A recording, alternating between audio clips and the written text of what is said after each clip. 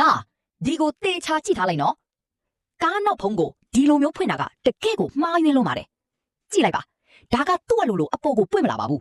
ခလုတ်နှိပ်ပြီးတိုင်းအမြဲတမ်းလက်နဲ့အပေါ်ကိုလှမ်းပင့်ပေးနေရတယ်မဟုတ်လားဒါဆိုရင်ကားနောက်ဖုံးကိုသူ့အလိုလိုပွင့်လာအောင်ဘယ်လိုလုပ်မလဲလာဒီအတွင်းဘက်အကပြားကိုဖယ်လိုက်ပါကြည့်လိုက်ဒီအထဲမှာ spring တစ်ခုရှိတယ်အဲ့ဒီ spring ချိတ်တဲ့နေရာမှာအပေါက်အသေးလေး3ပေါက်ရှိတယ်သူတို့ကနံပါတ်1နံပါတ်2နဲ့နံပါတ်3အဆင့်နေပေါ့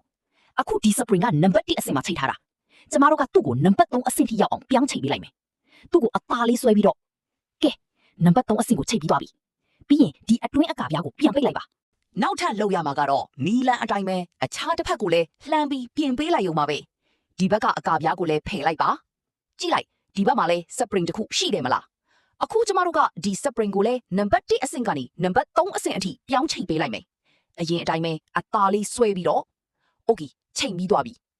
ဒီဘက်ကအကပြားကိုလည်းတီချော်ပြန်ပိတ်လိုက်ပြီးရင်နောက်တစ်ဆင့်ကတော့အံ့ဖွယ်အခိုက်အတန့်ကိုတက်တီပြရမယ်အချိန်ပဲ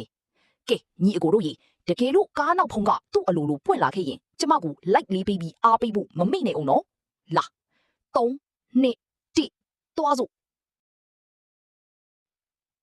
တွေ့တယ်မလားသူ့အလိုလိုအပေါ်ကိုပွင့်တက်သွားတာပြဿနာကိုဖြေရှင်းနိုင်သွားပြီမဟုတ်လား